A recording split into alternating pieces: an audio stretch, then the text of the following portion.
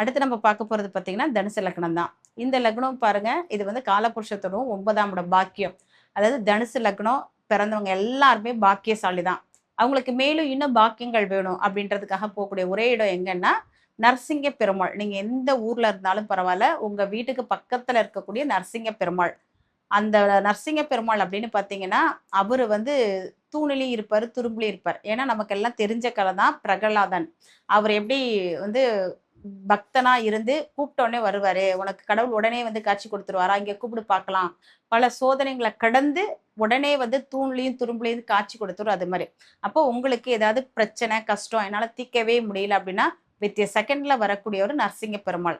அப்போ அவருக்கு சுவாதி நட்சத்திரத்தன்னைக்கு என்ன வாங்கிட்டு போனா சிறப்பு அப்டின்னா, துளசி மாலை.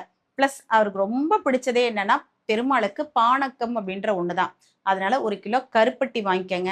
ஏலக்காய் அல்லது சுக்கு, எலுமிச்சம்பழம். இத வாங்கி நீங்க தானமா குடுத்து, இந்த சுவாதி நட்சத்திரத்தன்னைக்கு போய் வழிபாடு பண்ணிட்டு வந்து பாருங்களேன். உங்களுக்கு எதிரிங்க தொல்லையே இருக்காது. ஆட்டோமேட்டிக்கா நீங்க நல்ல வளர்ச்சி அடைகிறதுக்கான வாய்ப்புகள் உண்டு. நன்றி, வாழ்த்துக்கள்.